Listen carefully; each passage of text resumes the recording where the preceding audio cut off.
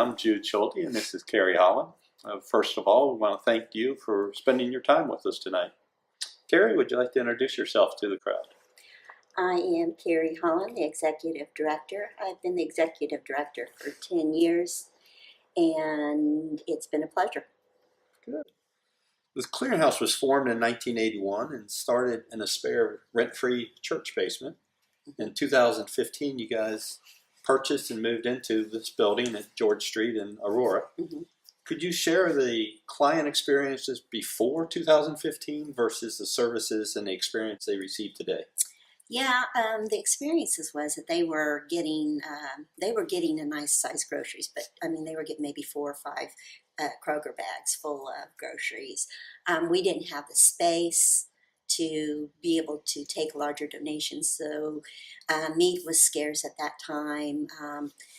A lot of commodities we weren't able to get because we didn't have the space to take donations. So it's really was a handicap, but a blessing.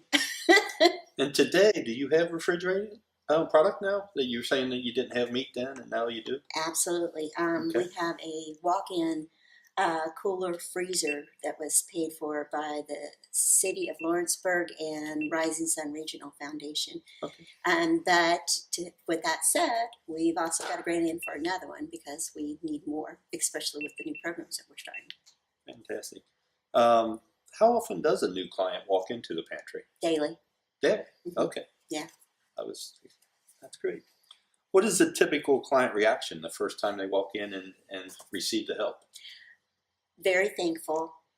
Some of them are embarrassed, but we always tell them everybody needs help sometimes. There's been people that have broke down in tears because they can't believe they're getting this food. And as much as we're able to give them now, it's shocking to some of them, I think, too. Okay. How many of the clients are single parents with children? Is that? A lot. A lot? A lot of them. There's a lot of retired people, too, living on fixed income, raising grandchildren, too, because of circumstances. So that plus the single parents plus the senior citizens, yeah. Great.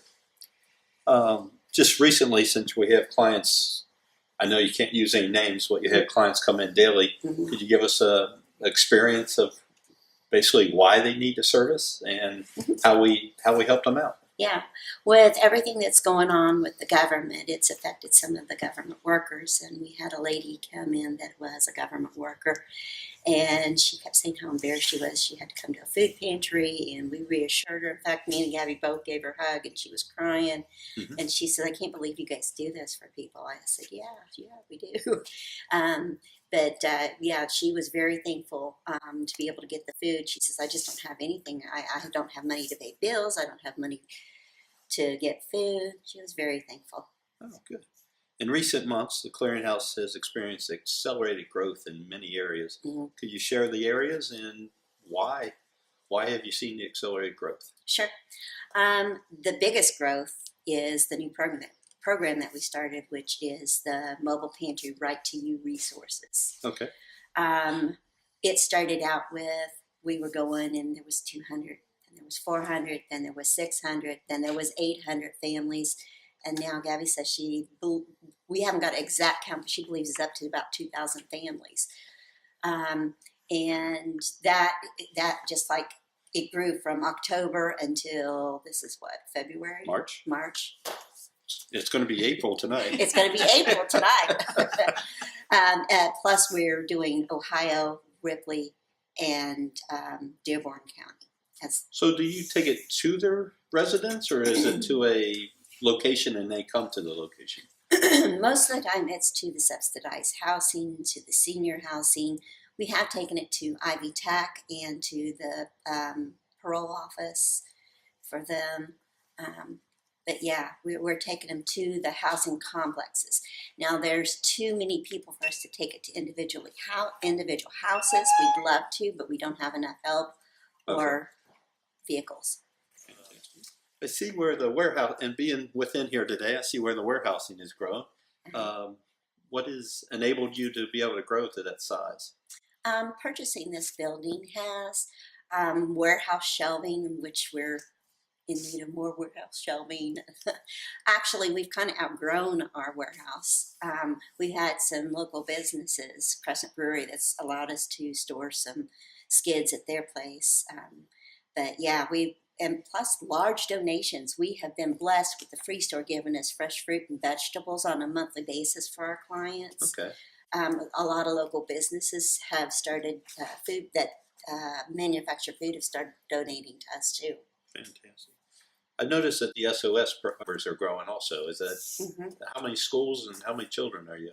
Well, when we first started, we started with 7 schools. Now we're up to 9 schools and 450 children that we're bagging food for on a weekly basis. Wow. And they get one sack of food per Friday? Yes. Okay. Fantastic. Could you please share the insight of how the Clearinghouse is impacting our community on a regular basis? Well, we have a lot of people that it's not always black and white.